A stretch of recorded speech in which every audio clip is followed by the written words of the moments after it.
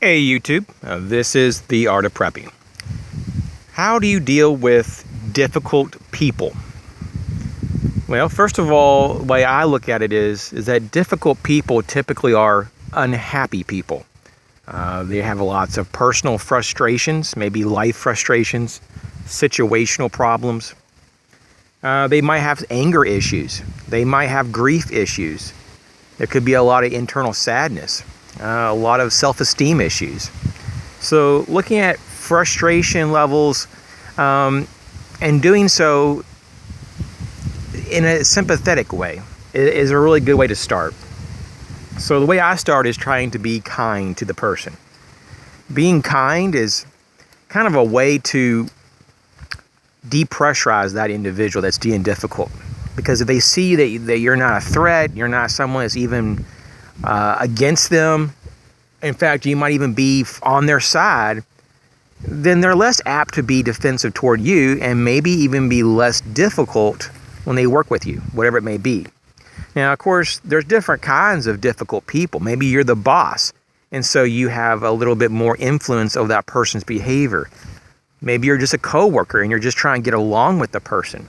Maybe you're in school and a co-student, a fellow student of yours is going to, cause problems if you don't get this under control. It could be a family member too. Maybe it's someone, maybe a parent, or maybe it's a relative, or your brothers and sisters can even be difficult. But whatever and whoever this is, there's ways to deal with it. So the first thing is to try to be kind first. The next thing is it's always good to be consistent. If you're not consistent, people don't really listen to what you say. They don't really mind what you're even speaking, because your body language, your gestures, and your actions speak differently. And we have known for a long time that the great majority of what people understand from us through a communication method is mostly nonverbal. It's actually quite a bit less than what we say. That's why doing videos on YouTube is a little difficult for you as the viewer to actually understand completely where I'm coming from or what I am even talking about when I'm trying to communicate. Now, you can hear my words, but since you can't see me and how my body language is, because behind this camera, my hand's doing this, my foot is doing this, or and there's different facial expressions, and you can't see that, so you're missing probably around 90% of the communication. But nonetheless, this is okay for this type of media. But that's why, if you can, it's always good to look them in the eye and look at their body language and their gestures. The next thing is to be open-minded. Now, any individual that's open-minded will give a person the benefit of the doubt to some degree. They're less to be snappy. They're less to judge. They're less to be, an instant enemy of anyone. They just have more tolerance. And while we hear in the modern day to be tolerant with everybody, and we have to be tolerant, there are times, though, that we don't really want to be so tolerant, because maybe we've already allowed someone to push us a little too far, or now they're trying to influence to do things that we don't want to do. So we'll get to that later about what you can do about that. But let's move to the next one, which is trying to understand their point of view. Now, this is a big thing that a lot of people don't want to put the effort to understand the difficult person. The person who's frustrated, who's angry, who's basically makes a lot of things a lot bigger than they are. If you try to understand them and their point of view, maybe you could actually give them tips and ways to maybe work themselves out of that mind frame. And this is kind of goes hand in hand with the next point, which is to get to know them and to understand the source of this frustration.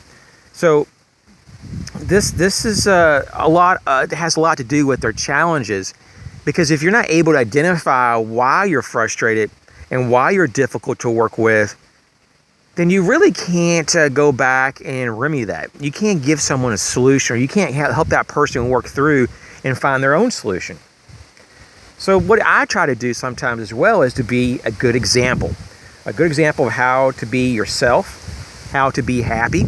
And once again, we've talked about this. Happiness is the things that we do ourselves. Happiness is not something that we purchase or get from others.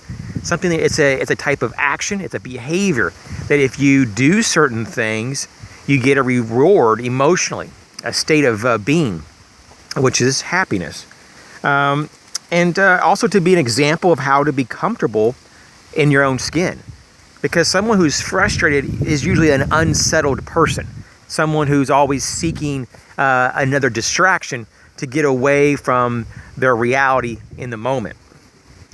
So the next thing I would like to talk about is to give the frustrated person, the difficult person, credit when they're due, and responsibilities, especially if you're in a place of influence or power, or maybe you're just in middle management, but there's a newly hired person and they're showing to be quite difficult to work with because they're so hard-headed, maybe, for example.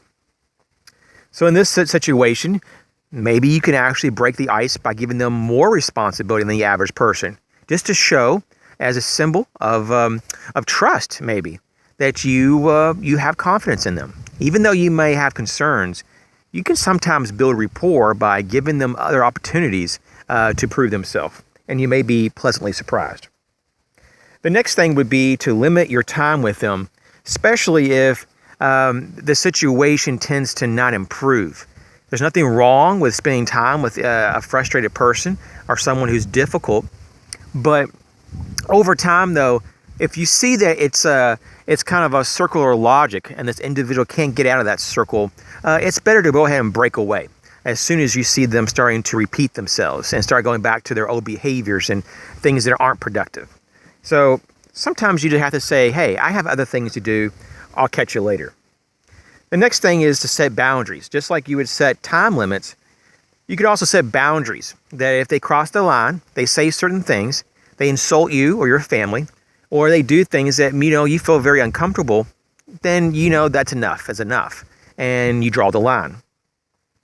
The next thing is to say no when applicable. And this is really important because a lot of people don't have the initiative. One of my top videos of all my videos is a video about how to say no and how to posture yourself and to defend yourself. And so being able to say no is a major problem here, at least in America, because everybody is afraid that they're going to offend someone because everybody's so concerned about what other people think. And while it's kind of a nice thing in civilized world we live in to be considerate of others, I'm not saying not to be that way, but I also have to say you have to be respectful to yourself. And if other people trample on you and put you down, you have an obligation and obviously a right to defend yourself. And this is where a lot of people just shy away from it because they feel like, oh man, don't want to hurt them feelings because they might think I'm a racist or a bigot or a sexist or a homophobic, whatever. All those titles and terms that you hear these days, which is just ridiculous. All they do is divide the nation, divide our communities, divide our families, and these ideologies don't go into any kind of contribution to the development of a higher level of thinking that our society is in very great need for. The next thing is going to be basically don't outwardly show judgmental characteristics. As we talked about before, we all have judgments, and I'm not saying that judgment's wrong. But what I will say is that you don't want to be too outward about it. Yes, you are entitled to your opinions, but if you want someone to not be defensive toward you, then you can't be defensive toward them back. So that's why you need to have an open dialogue, and especially your body language to show that. So don't put your hands in your pockets. Don't cross your arms on your chest. Don't basically position your body at different angles. You want to face and square off to the person. You want to give them good eye contact. You want your arms open. And so you don't want any of your body parts concealed or blocking or putting your arms in between them and your body. Anything that to kind of show like your resistance to their relationship with them. You want an open relationship. So you want to do that through body language. The next thing is to set consequences, especially if you're a parent or a boss at work or someone that has the ability to, or really the responsibility to keep order. And And this is what like law enforcement run into a lot too. They're supposed to enforce the law, but they're also trying to be civil and respectful. So how do you set consequences? Well, this is a big one. Of course, it depends on the situation, but a lot of people look at consequences as if you violate this or this rule or this law, depending on who you are, then there's going to be things that you have to pay the price because you've caused problems or hardships for others, or you've gone against the of what is considered acceptable. Now, of course, there's a lot of things that really aren't probably right in the world that are considered somewhat socially acceptable.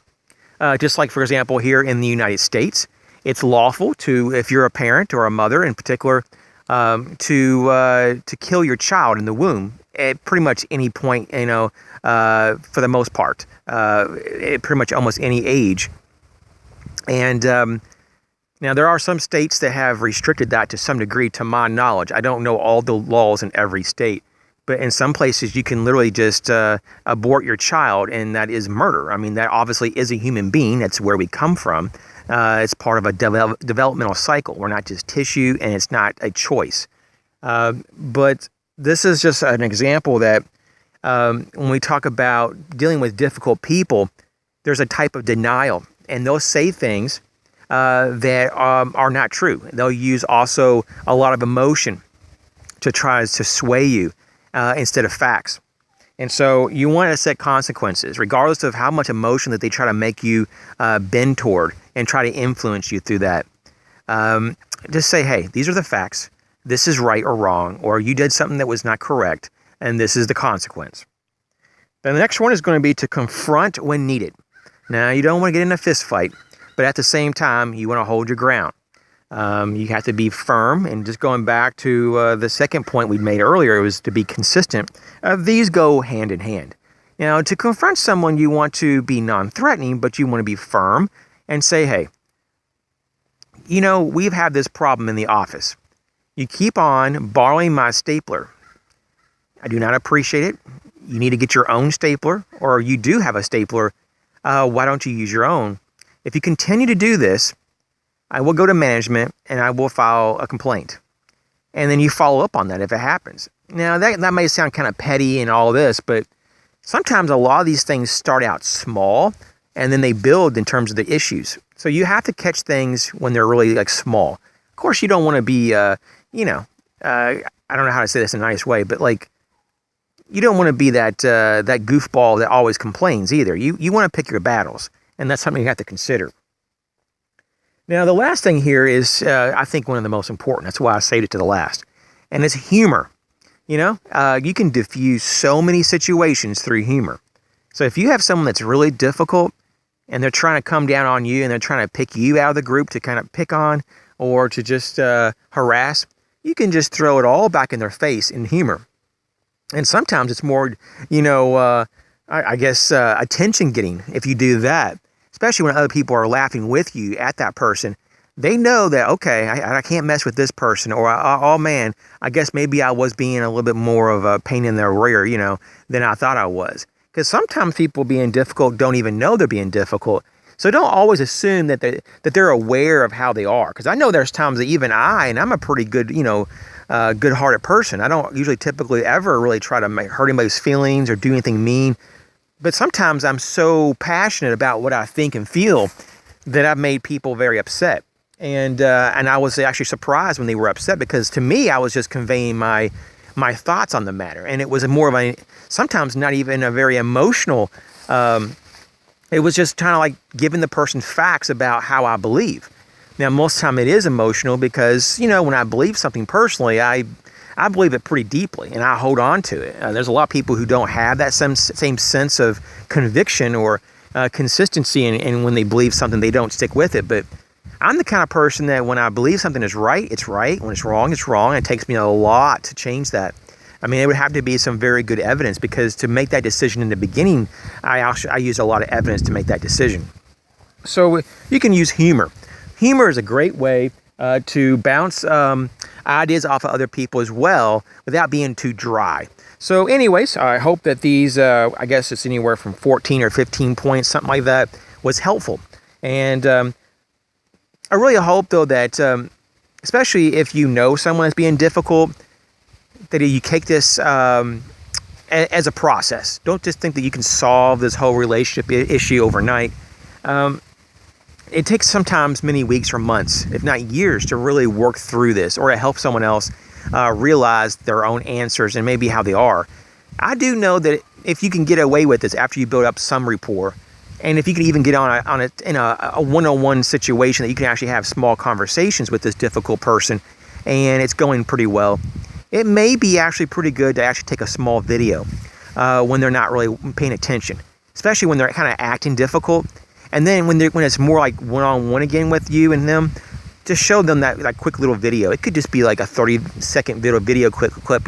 Maybe they're interacting with someone that they always complain about, but you can show that, well, you're complaining about them, but look how you're treating them as well. So, not that you're trying to always get in the middle of them and other people's relationships, but if you're trying to help resolve tension in an office or home, you might be surprised what just showing them a video of themselves and how they're acting, it can diffuse a lot of problems because they can't really counter their own actions. Now, they may try to say, well, they made me feel that way and I was just reacting because they upset me. Well, that's valid too, but they are ultimately in control of their own actions, and so they have to be accountable for them. So hopefully this was helpful. I wish everyone well, and good luck with dealing with the difficult people in your life, especially when we have more intense disaster or calamities. As preppers, we need to know how to kind of work through issues, especially under high stress. So everyone be well. I'll catch you later.